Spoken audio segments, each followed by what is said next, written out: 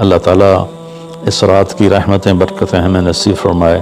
اصل میں اللہ نے بخشش کے بہانے رکھے ہیں، کوئی شرابی ہے، کوئی زانی ہے، کوئی قاتل ہے، کوئی ماں باپ کا نافرمان ہے، کوئی مشرک ہے، کوئی متکبر ہے، کوئی سود خور ہے، کوئی رشوت خور ہے۔ ایک دفعہ آج کہہ دے، کل کی رات کہہ دے گا کہ یا اللہ میری توبہ، تو اللہ کی قسم اگر اس کے گناہ زمین سے لے کر آسمان کی چھت تک بھی ہوں گے نا، تو ایک آدھے بول پر یا اللہ معاف کر، اللہ سارے معاف فرما دے۔ اس وقت پاکستان میں لاکھوں افراد غذائی قلت کا شکار ہیں، جن کی مدد کے لیے مولانا طارق جمیل فاؤنڈیشن ہر ماہ راشن تقسیم کرنے کا اہتمام کرتی ہے۔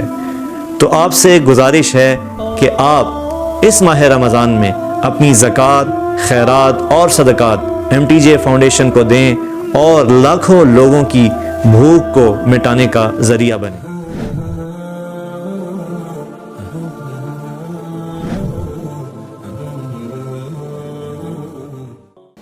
15 شعبان کے مختلف نام علماء نے رکھے ہیں، شب برات، شب مغفرت، شب رحمت، شب برکت۔ حدیث پاک میں اس کا کوئی نام نہیں ہے۔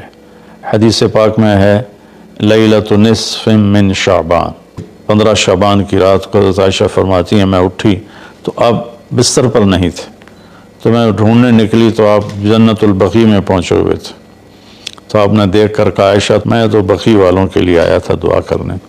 پھر آپ نے فرمایا آج کی رات وہ رات ہے جس میں اللہ تبارک و تعالی بنو کلب ایک قبیلہ ہے جن کے پاس بھیڑ بکریاں بہت زیادہ تھیں، کہا عائشہ جتنی بنو کلب کی بھیڑ بکریوں کے جسم پر بال ہیں ان بالوں کی تعداد کے برابر اللہ تعالیٰ اپنے بندوں کو مغفرت فرماتا ہے، جہنم سے خلاصی فرماتا ہے۔ اس پر شب برات اور شب مغفرت علماء نے اس کا نام رکھا، میرے نبی کی زبان سے یہ نام نہیں نکلا۔ تو اس کی یہ فضیلت ہے کہ اس میں اللہ تعالیٰ کی طرف سے بخشش کا نزول ہوتا ہے۔ باقی یہ جو کہتے ہیں کہ اس میں فرشتہ اترتا ہے اور سارے سال کا بجٹ بتاتا ہے اور سارے سال کے واقعات، یہ کسی حدیث میں میری نظر سے نہیں گزرا۔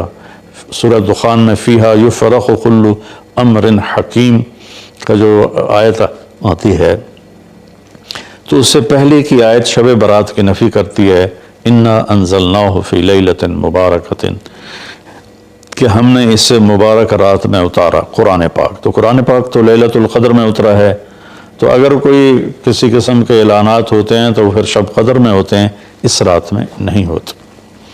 دوسرا یہ ہے کہ اس کے روزے اور بندگی کے بارے میں، شب قدر کی اللہ کے واسطے میری بات دھیان سے سنو، اللہ کی قسم کوئی خاص عبادت میرے نبی نے نہیں بتائی، لیلۃ القدر کی کوئی خاص عبادت میرے نبی نے نہیں فرمائی۔ حضرت عائشہ رضی اللہ عنہ نے پوچھا یا رسول اللہ اگر مجھے لیلۃ القدر نصیب ہو تو میں کیا کروں؟ کہا یہ دعا پڑھو، اللہم انک عفو تحب العفو فاعف عنی، اللہ تو معاف کرنے والا ہے، معافی کو پسند فرماتا ہے، مجھے معاف فرما۔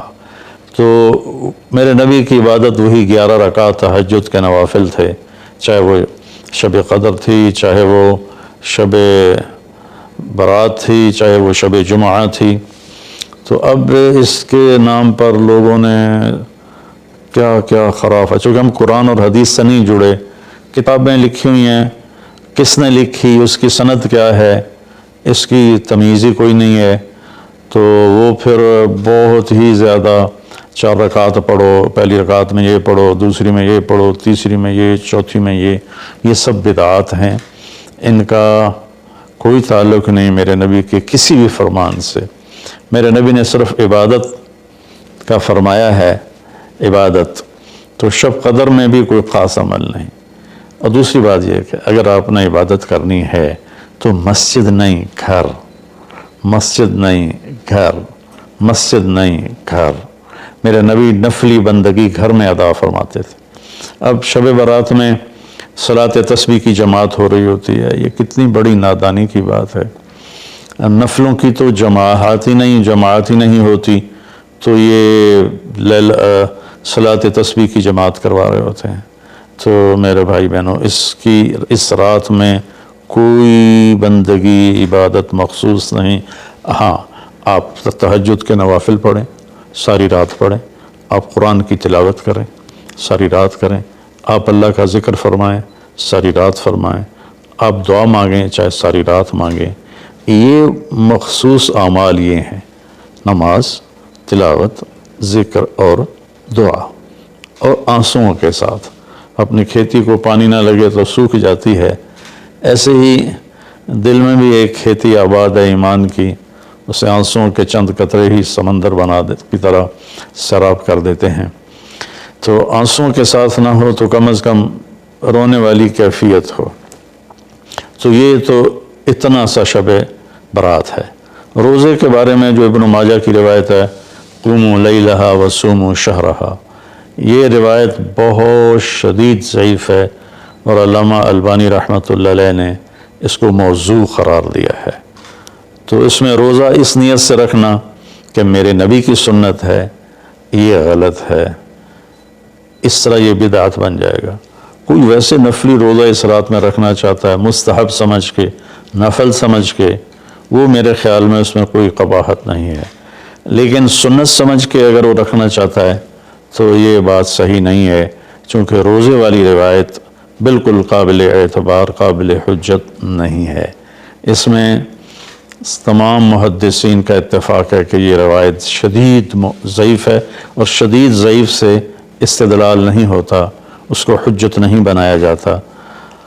کمزور اس کا ضعف اتنا شدید نہ ہو اور کئی حدیثیں جمع ہو جائیں تو پھر اس میں ایک طاقت آ جاتی ہے.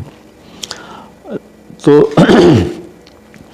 اپنے آپ کو جوڑو اللہ کے قرآن کے ساتھ، اللہ کے نبی کی حدیث کے ساتھ. صحیح حدیث آپ کا ماخذ ہوگا تو آپ کو آسانی ہوگی کرنے میں. تو اصل میں عبادات میں اعتدال ہے.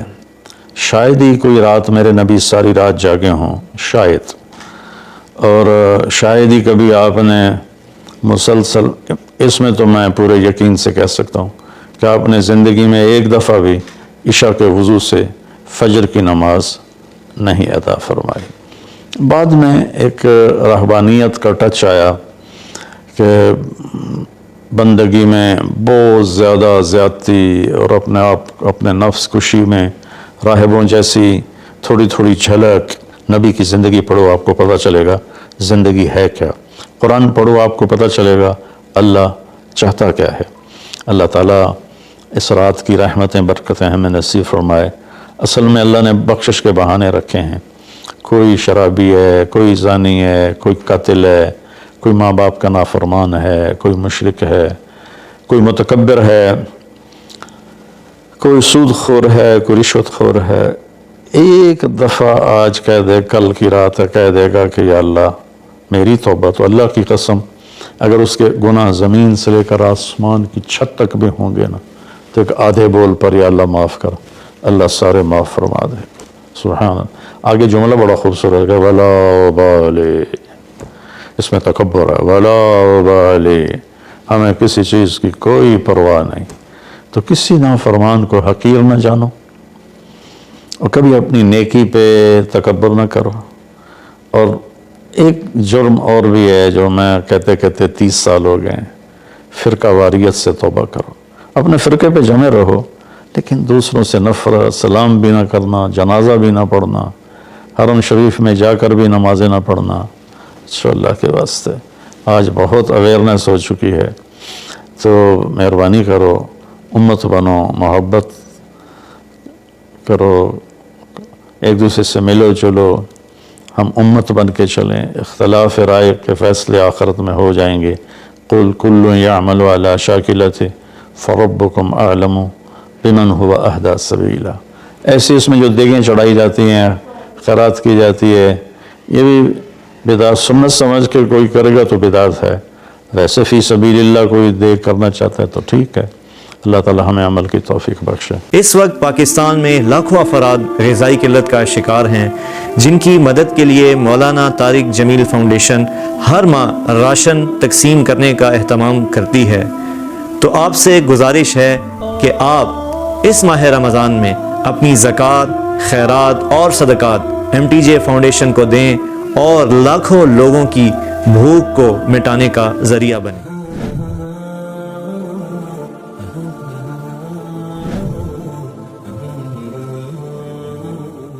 دی جائے ایام کی تلخی کو بھی ہنس کے ناصر، غم کو سہنے میں بھی قدرت نے مزہ رکھا ہے۔